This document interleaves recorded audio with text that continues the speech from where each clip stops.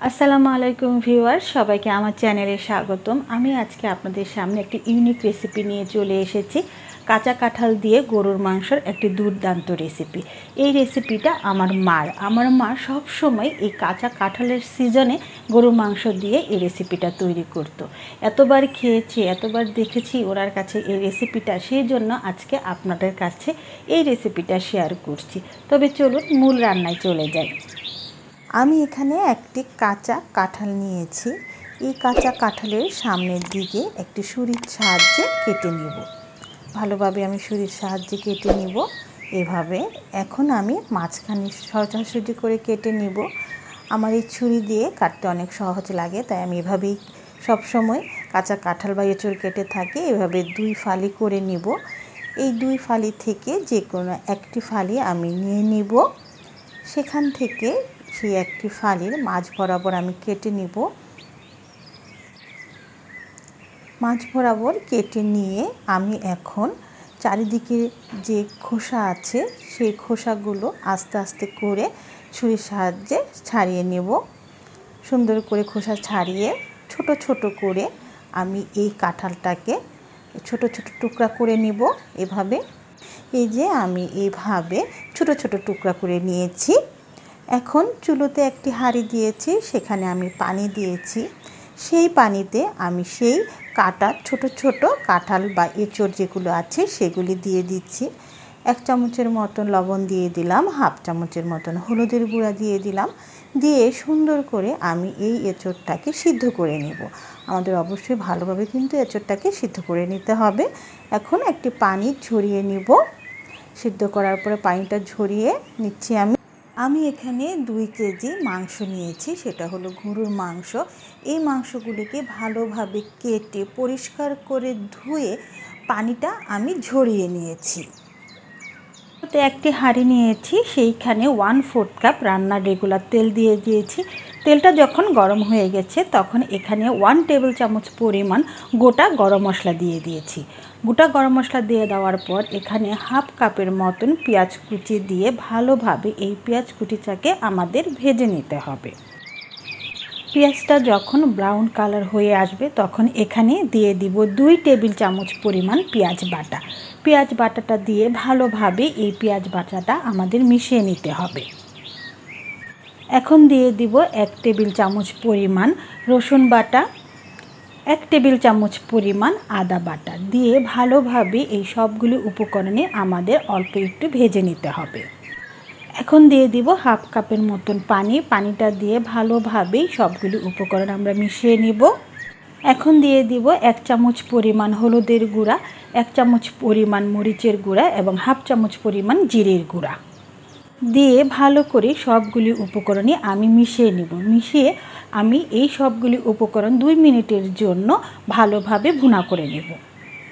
এখন দিয়ে দিব আগে থেকে ধুয়ে রাখা গরুর মাংসটা দিয়ে ভালোভাবে আমি এই সবগুলি উপকরণে মিশিয়ে নিব। ঢেকে রেখে দিব 5 মিনিটের মতন। 5 মিনিট পর আমি এখানে দিয়ে দিব লবণটা আমি আমার স্বাদ মতন দিয়েছি, আপনারা আপনাদের স্বাদ মতন দিয়ে নেবেন। দিয়ে আবার 5 মিনিটের মতন আমি ঢেকে রেখে দিব। 5 মিনিট পর আমি এখানে দিয়ে দিব 2 টেবিল চামচ পরিমাণ টক দই দিয়ে ভালোভাবে মিশিয়ে আমি ঢেকে রেখে দিব। এই যে আবার 5 মিনিট পর আমার মাংসটা কিন্তু একদম কষানো হয়ে গেছে। এখন আমি এখানে মাংসটা সিদ্ধ হওয়ার জন্য দিয়ে দিব 2 কাপ পরিমাণ পানি দিয়ে ভালোভাবে আমি মিশিয়ে নেব। মিশিয়ে এখন আমি ঢেকে রেখে দেব প্রায় 10 মিনিটের জন্য। এক সাইডে আমি মাংসটা হতে দিচ্ছি। আমি আরেকটি চুলায় আরেকটি রান্নার হাঁড়ি নিয়েছি, সেইখানে আমি 1/4 কাপ পরিমাণ রান্নার রেগুলার তেল দিয়ে দিলাম। তেল দিয়ে এখানে আমি দিয়ে দিলাম 1/4 কাপ পরিমাণ পেঁয়াজ কুচি আর দিয়ে দিলাম 1 চা চামচ পরিমাণ গোটা গরম মশলা দিয়ে ভালোভাবে এই সবগুলি উপকরণে আমি অল্প করে ভেজে নিব। যখন একটু ভাজা হয়ে যাবে এখানে দিয়ে দিব 1 টেবিল চামচ পরিমাণ পেঁয়াজ বাটা, 1 টেবিল চামচ পরিমাণ রসুন বাটা, 1 টেবিল চামচ পরিমাণ আদা বাটা দিয়ে ভালোভাবে এই সবগুলি উপকরণ আমি মিশিয়ে নেব। এখন দিয়ে দিব 1 চামচ পরিমাণ মরিচের গুঁড়া, 1 চামচ পরিমাণ হলুদের গুঁড়া, হাফ চামচ পরিমাণ জিরের গুঁড়া দিয়ে ভালোভাবে এই সবগুলি উপকরণ আমাদের মিশিয়ে নিতে হবে। নিয়ে 2 মিনিটের মতন আমরা এই সব উপকরণ একটু মিশিয়ে ফুটিয়ে নেব।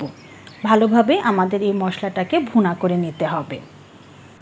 2 মিনিট পর আমি এখানে দিয়ে দিব আমার আগে থেকে সিদ্ধ করে রাখা কাঁঠাল, কাঁচা কাঁঠালটা দিয়ে ভালোভাবে আমি মিশিয়ে নেব।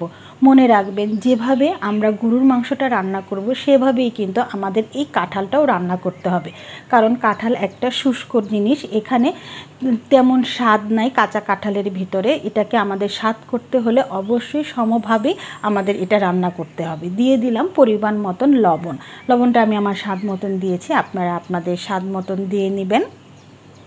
কাঁঠালটা দিয়ে ভালোভাবে কষিয়ে নেওয়ার পর আমি এখানে দিয়ে দিলাম 2 কাপ পরিমাণ পানি। দিয়ে ভালোভাবে আমি এই সবগুলি উপকরণ মিশিয়ে রেখে দিব যেন সিদ্ধ হয়ে যায় এবং সুন্দরভাবে এই কাঁচা কাঁঠালটাও যেন রান্না হয়ে যায়। এই যে আমাদের কাঁচা কাঁঠালটাও কিন্তু খুব সুন্দরভাবেই রান্না হয়ে গেছে। প্রায় 80% মতন আমাদের কাঁচা কাঁঠালটা রান্না হয়ে গেছে। অন্য সাইডে কিন্তু আমাদের মাংসটাও রান্না হয়ে গেছে। এখন আমি এই মাংসতে সেই রান্না করা কাঁচা কাঁঠালটা মিশিয়ে দিব। পুরো কাঁচা কাঁঠালটা দিয়ে কিন্তু আমি মিশিয়ে দিলাম। মিশিয়ে উপরে আমি দিয়ে দিচ্ছি একটু বেরেস্তা দিয়ে ভালোভাবে ঢেকে দিলাম 5 মিনিটের জন্য। দিয়ে দিলাম 4-5টা কাঁচামরিচ দিয়ে ভালোভাবে ঢেকে দিব। ঢেকে 1 মিনিটের মতন রেখে দিব।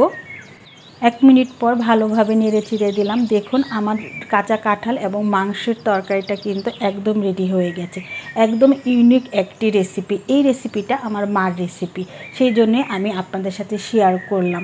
যেহেতু আমি অনেক রেসিপি দেখেছি, কিন্তু আমার কাছে আমার মার রেসিপিটাই ভালো লেগেছে, সেই জন্যই আমি আপনাদের সাথে এই রেসিপিটা শেয়ার করলাম।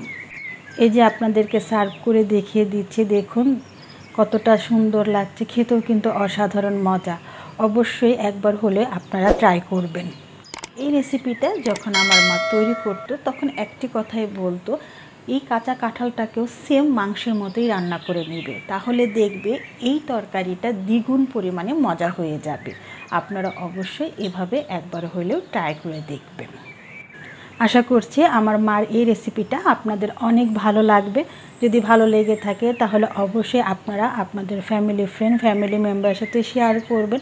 সবাই সুস্থ থাকবেন, সবাই ভালো থাকবেন। আল্লাহ হাফেজ।